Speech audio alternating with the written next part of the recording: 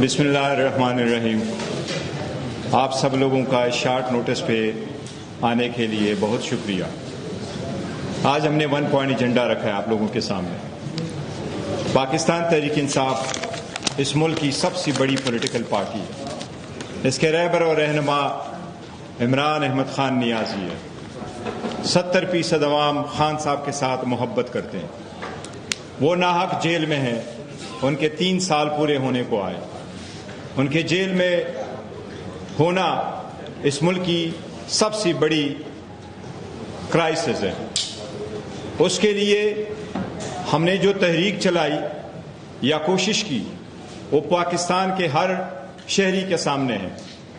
آپ لوگوں کو معلوم ہے کہ 24 نومبر کو 2024 کو خان صاحب کی رہائی کے لیے ہم نے ایک پیسفل مارچ کا اعلان کیا تھا۔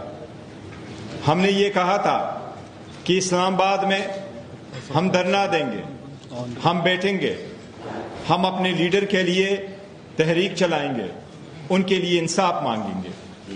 ہم نے ہمیشہ سے انصاف کی بات کی ہے۔ ہم نے ہمیشہ سے خان صاحب کے حقوق کے لیے آواز اٹھائی ہے، جو اس وقت جیل میں ہیں، جمہوریت کے لیے، انصاف کی بالادستی کے لیے، قانون کی سپریمیسی کے لیے، آزاد عدلیہ کے لیے۔ ہم نے جب 24 تاریخ کو لوگ چلے، ابھی وہ ڈی چوک نہیں پہنچے تھے۔ آپ لوگوں کو معلوم ہے کہ 26 نومبر پہ ان پہ گولیاں چلی۔ ان میں سے ہمارے ورکر، خان صاحب کے سپورٹر، ان کے لیے نکلے ہوئے نہت تھے، عوام پہ گولی چلی۔ ان میں لوگ شہید ہو گئے، ان میں لوگ زخمی ہوئے۔ وہ جو شہادتیں ہوئیں، وہ جو زخمی ہوئے، اس کے لیے ہم نے اسمبلی میں آواز اٹھایا۔ ہم نے ان سے ریلیٹڈ قانون کی بالادستی کی خاطر ان لوگوں کے قتل کے جواب میں جو لوگ اس کے رسپانسبل تھے، اس کے لیے ہم نے قانون کا راستہ چنا۔ ہم نے ایک پرائیویٹ کمپلینٹ فائل کی سیشن جج صاحب کے سامنے۔ وہ پاکستان تحریک انصاف نے پرائیویٹ کمپلینٹ فائل کی۔ اس میں کوسا صاحب تھے ہمارے وکیل، اور یہ کمپلینٹ اور اس کی وکالت کرنے والے وکیل خان صاحب کے مشورے کے ساتھ اور ان کے ہدایات کے مطابق ہم نے فائل کی تھی۔ اس کی پہلی ہیئرنگ 15 جنوری 2025 کو ہوئی تھی، اور آج تک اس کی 14 ہیئرنگ ہوئی۔ اس میں 3 مرتبہ جج تبدیل ہو گئے۔ لاسٹ ٹائم اس میں جو جج صاحب تبدیل ہو گئے وہ 17 جولائی کو تھا۔ یہ پرائیویٹ کمپلینٹ سیشن جج رانا صاحب کے کورٹ میں تھا۔ 17 جولائی کو انہوں نے ہمیں یہ کہا کہ اس کیس کو میں مجوکا صاحب کے کورٹ میں ٹرانسفر کر رہا ہوں، اور انہوں نے ریزن یہ دیا کہ میں اس لیے مجوکا صاحب کے کورٹ میں ٹرانسفر کر رہا ہوں کہ ایک سملر کیس وہ آلریڈی سن چکے ہیں۔ جب 17 جولائی کو ایڈیشنل سیشن جج افضل مجوکا صاحب کے سامنے ہمارا کیس پیش ہوا تو اس میں پیش ہوا۔ اس میں لطیف کوسا صاحب کی جنرل ایڈجرمنٹ ہے سپریم کورٹ کے سامنے۔ وہ 21 اگست تک جنرل ایڈجرمنٹ پر ہے۔ ہم نے جج صاحب سے ریکویسٹ کی کہ اس کیس کو آپ ایڈجرن کریں تا وقت یہ کہ وہ واپس آ جائے۔ جج صاحب نے فرمایا کہ میں ایک ڈیٹ آپ کو جولائی کا دیتا ہوں، نیکسٹ ڈیٹ پہ میں اس میں سپٹمبر کی ڈیٹ ڈالوں گا کیونکہ اگست میں میری چھٹیاں ہیں۔ اور انہوں نے یہ تاریخ آج 22 جولائی کے لیے ایڈجرن کیا تھا۔ آج صبح عدالت میں ہم پیش ہوئے۔ عدالت میں اسلام آباد کے کورٹس میں چیف جسٹس اسلام آباد ہائی کورٹ آ رہے تھے۔ سارے کیسز میں ایڈجرمنٹیں ہوئی، کسی عدالت میں کسی کیس کی سنوائی نہیں ہوئی۔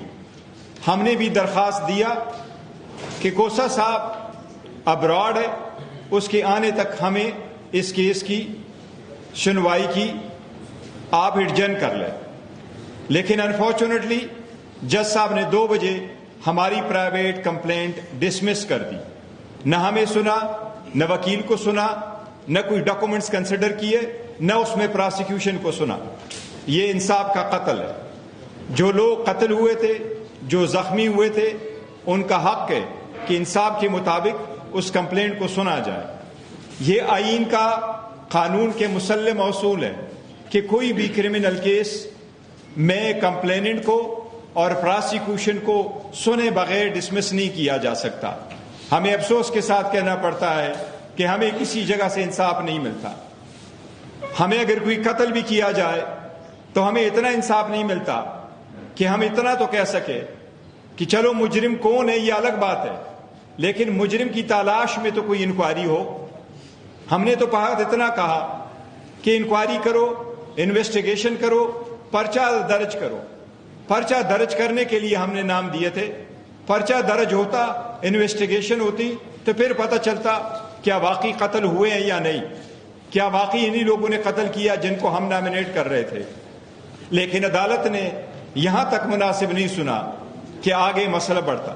اس کی جتنی بھی مذمت کی جائے کم ہے.